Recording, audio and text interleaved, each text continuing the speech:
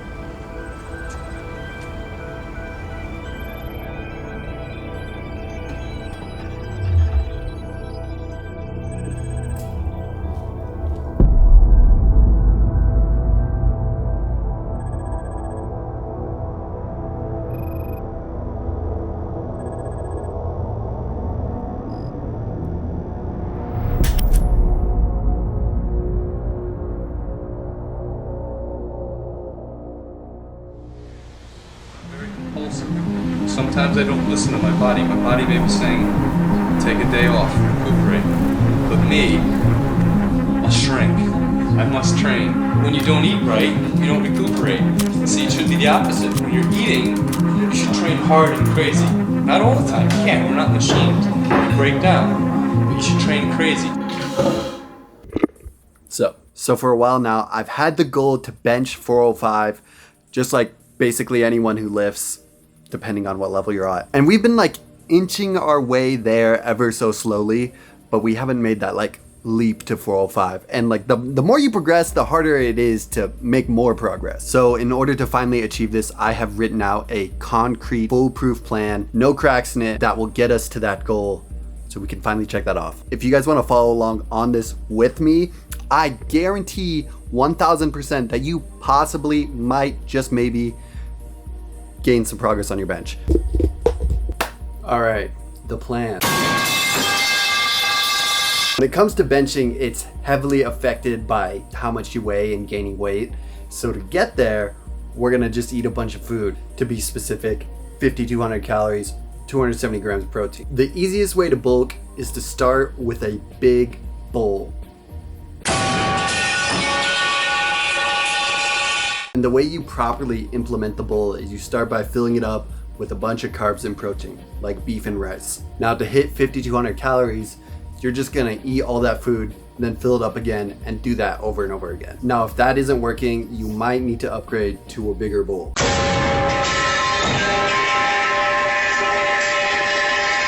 I've also heard the large plate method works too. Step 2. We're gonna go lift weights.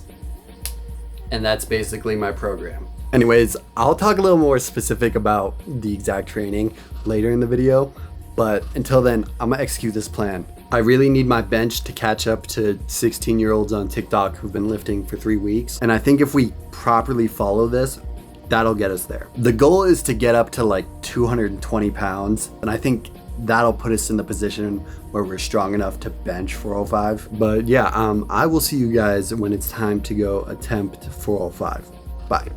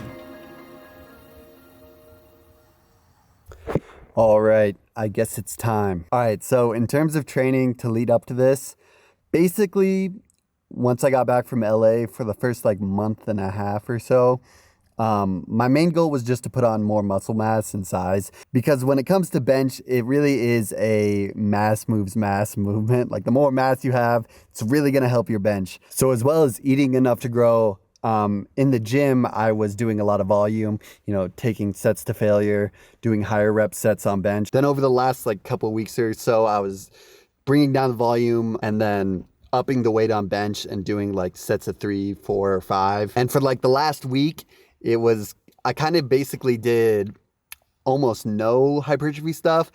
And then with bench, I was doing like singles and then like some pretty easy sets of like 3 or 2. And then for my last bench session, which was like 3 days ago, I did 375 for 1 and then 315 for sets of 1. In previous videos, when we've went for deadlift PRs, I've kind of talked about how I don't like to feel bloated or eat a ton of extra food when going for a deadlift PR or taking pump products. For bench, it's kind of the opposite. I like to feel really big, bloated, watery. It makes me feel really powerful when it comes to benching. So for our pre-workout stack, I'm just doing 2 scoops of Enrage. On top of that, I also put 2 scoops of pump serum, some electrolytes, and then a bunch of glycerol. For those who don't know what glycerol is, it fills your muscles up with a bunch of water. When it comes to like pre-workouts and pump products, I saw this video. I may be wrong about this, but I'm pretty sure I'm right. They can't really fit enough glycerol in it to get the maximum of effect. So I bought this glycerol off of Amazon, and I just put like 3 to 4 spoonfuls of it in there. It makes your pre-workout drink super chalky because this shit doesn't really mix, kind of like creatine. One thing I find kind of crazy is there's like grown ass men complaining about how their fruity pre-workout drink tastes. It's like, just grow up and like chug it down. Like it's not that hard. Come on. I feel like nowadays you see more videos about products and clothes than people actually fucking working out. Oh, if it doesn't mix perfectly and have the exact fruity flavor that I like, and I just can't drink it. Bro, you just like chug it down and go work out. Like, grow up. I also put a bit of DMA in here, which also tastes like shit. It's just kind of a concoction of a bunch of random stuff. Anyways, I think that's enough hating. Nothing left but to go do it. Go try to bench 405, I guess. Yeah, bye.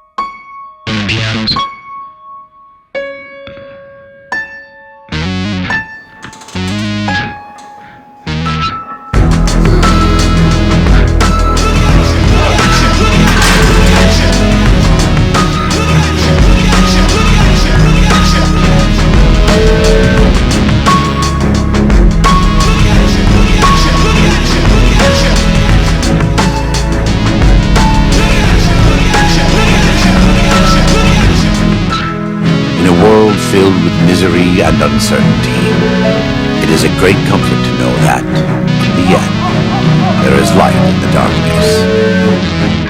For many of us, the road is a difficult one, but the path is always there for us to follow, and the good Lord knows there's much to be done here. And I believe there is something beyond this rock, and this air, and this water around us. Something more that is waiting for us.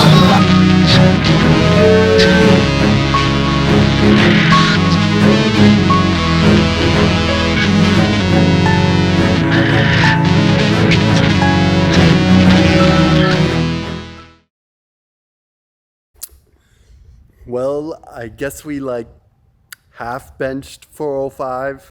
It's actually just wild to me, like the luck. It doesn't matter how much I'm like, no matter how much I struggle, do not touch the bar. Like, unless I say so, don't touch the bar. And I like reiterated that like a couple times just so they know. And it's like, without fail. He said he touched the bar because he thought I was gonna hit the rack. I mean, it's whatever. Well, the rep was pretty fucking ugly. I would have locked it out, like I was past my sticking point. But, it was pretty ugly. We'll come back for it, we'll clean it up, get it again, get it like all legit. We got a clean 390, that's a 15-pound PR, and we got we'll like half count 405. We'll get it again. It's kind of funny whenever people be posting their bench PRs or whatever, gym lifts, you always get the people that are like, actually, girls don't actually care about how much you lift. Or, benching 225 won't stop my 22. Believe it or not, you can actually pursue goals that matter to absolutely no one but yourself. But yeah, that was like 405, sorta. I'm gonna just do an AMRAP with 315. Most I've done is 6, so if we can do more than that, that'd be pretty cool, and I'm pretty gassed right now, so yeah, I think I'll catch you guys after the workout. Bye.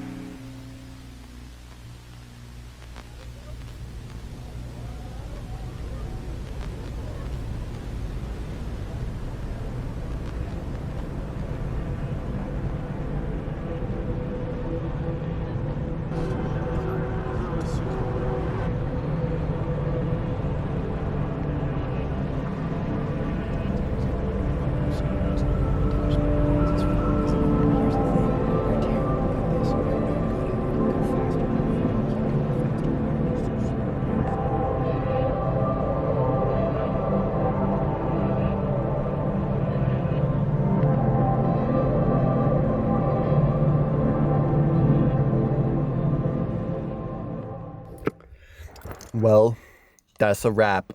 It's kind of funny. I always get comments and people asking like, Nick, when are you going to get a new car? Nick, when you going to get the Hellcat? I'm not stupid. I know my car is kind of a piece of shit. Even though, low-key, it's kind of a vintage classic. I feel like the whole modern social media landscape kind of gets the whole lifting thing twisted. It's like, step 1, buy a tripod. Step 2, get a gym membership. Step 3, get sponsored so you can go buy a car you can barely afford. You know, go get the V6 Charger so you can, you know, show the haters that you made it. You know, look at me, guys. I got a cool car. You know, I made it. Look at me. I don't have any problem with, you know, people getting nice things or filming themselves in the gym. I mean, obviously I do all the fucking time, but I think intention is key. It's like, I feel like the whole passion for training and going to the gym, doing something you love gets lost, and it's all about getting stupid things so you can flex on social media and be like, yeah, guys, look at me, look, I made it, you know, when it doesn't really fucking matter. Most of the time when people are getting these things, it's for external validation and attention. Like, in my opinion, I think the cool thing about social media is you can, you know, share your ideas and your passions with people. I saw this on someone's story, and it was like a Q&A thing, and it was like, what do you think of like the modern lifting social media? And he said something like, I miss when it was about those who show up and put the work in and not about driving a Lambo to the gym. Maybe I will get another car one day, you know, maybe soon, because my car has like 6 lights on the dash and it makes some terrible noises sometimes, but I'm fine with this shit until it can't run anymore. But yeah, that's all for this video. I hope you guys enjoyed it. Leave some comments below, subscribe, and oh, one thing that's really important that I need to tell you guys is that